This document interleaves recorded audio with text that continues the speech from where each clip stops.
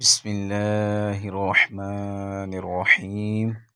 حضرت جابر رضی اللہ تعالی عنہ بیان کرتے ہیں، رسول اللہ صلی اللہ علیہ وسلم نے فرمایا، شیطان اپنا تخت پانی پر سجاتا ہے، پھر وہ اپنے لشکروں کو روانہ کرتا ہے، وہ لوگوں کو گمراہ کرتے ہیں، ان میں سے اس کا زیادہ مقرب وہ ہوتا ہے جو ان میں سب سے زیادہ گمراہ کن ہو۔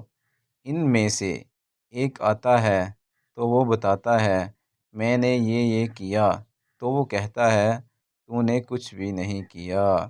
آپ صلی اللہ علیہ وسلم نے فرمایا، پھر ان میں سے ایک آتا ہے تو وہ کہتا ہے میں نے فلاں کا پیچھا نہیں چھوڑا حتیٰ کہ میں نے اس کے اور اس کی بیوی کے درمیان جدائی ڈال دی۔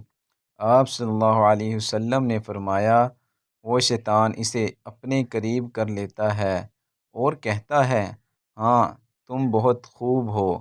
عامش بیان کرتے ہیں، میرا خیال ہے آپ صلی اللہ علیہ وسلم نے فرمایا تو وہ شیطان اسے گلے لگا لیتا ہے۔ دوستو، اللہ تعالی ہمیں ان احادیث مبارکہ پر عمل کرنے اور اپنی زندگیوں کو سنوارنے کی توفیق عطا فرمائے، آمین۔